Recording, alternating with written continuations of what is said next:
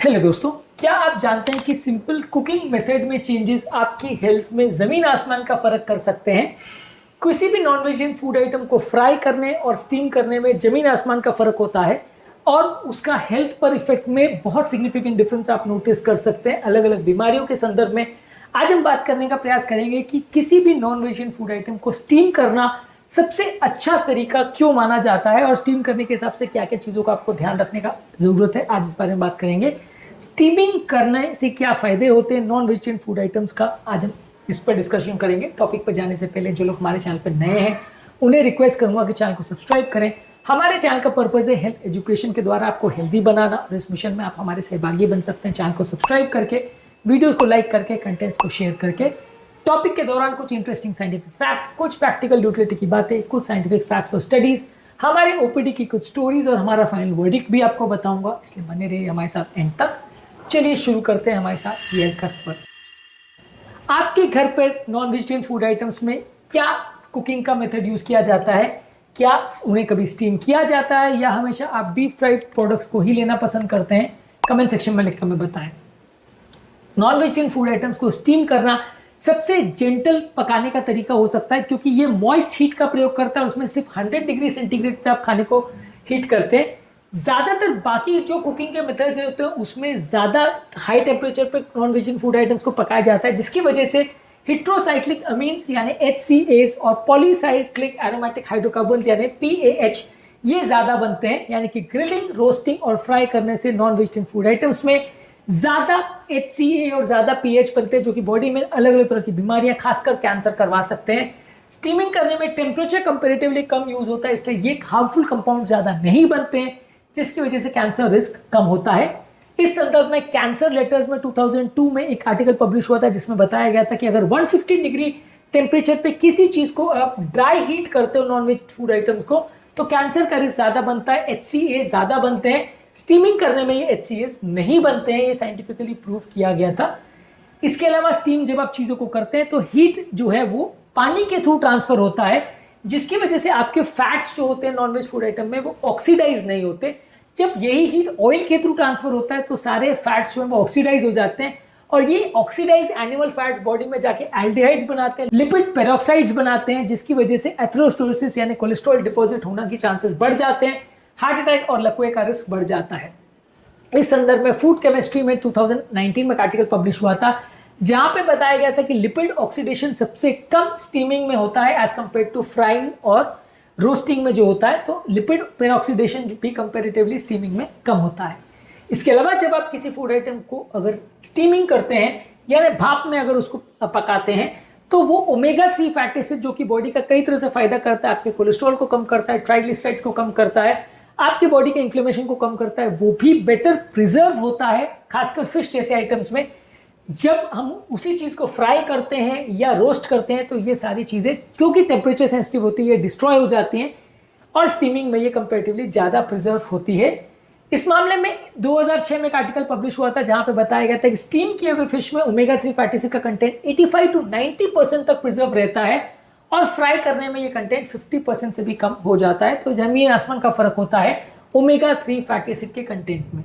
इसके अलावा advance glycosylation products जो कि डायबिटीज और हार्ट अटैक, लकवा और नलियों के सूजन से काफी रिलेटेड होता है, ये कंपेरेटिवली स्टीम करने से कम बनता है एज कंपेयर टू फ्राई करने से।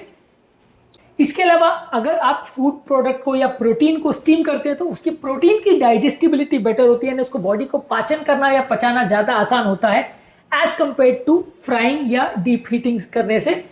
प्रोटीन्स के क्रॉस लिंकिंग और चारिंग कंपेरेटिवली कम होता है यदि आप उसको स्टीम करते हैं एज कंपेयर टू उसी फूड प्रोडक्ट को यदि आप डीप फ्राई करते हैं या उसको ग्रिल करते हैं। तो फूड प्रोडक्ट्स के अंदर मौजूद इसेंशियल माइक्रोन्यूट्रिएंट जो होते हैं, जैसे विटामिन बी कॉम्प्लेक्स, सेलेनियम और आयरन जो है वो कंपेरेटिवली ज़्यादा स्टेबल रहते हैं स्टीम करने में एज कंपेयर टू फ्राई करने में। वो फ्राई करने में ज़्यादा डिस्ट्रॉय हो जाते हैं, स्टीम करने में वो ज़्यादा प्रिजर्व रहते हैं।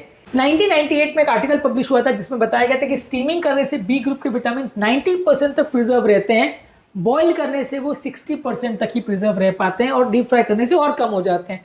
तो बेसिकली स्टीम करने से 90% तक बी ग्रुप के विटामिन प्रिजर्व रह सकते हैं, ये भी इसका इंपॉर्टेंट फायदा है। इसके अलावा आपकी इम्यूनिटी के लिए भी ज़्यादा अच्छा है।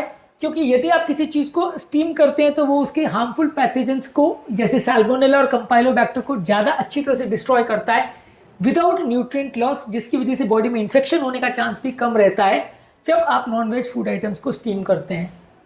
इसके अलावा वातावरण के लिए भी ये काफ़ी अच्छा है, क्योंकि जो ऑयल को जब आप हीट करते हैं तो वातावरण में जो स्मोक उत्पन्न होता है उसमें एयर पोल्यूशन ज़्यादा होता है, जो कि घर के बाकी सदस्यों के लिए भी अच्छा नहीं है। इसमें एक्रोलीन और बेंजोपायरिन जैसे हार्मफुल कंपाउंड्स बनते हैं, जो कि कुक करने वाले और खाना खाने वाले सब लोगों के लिए नुकसानदायक होता है।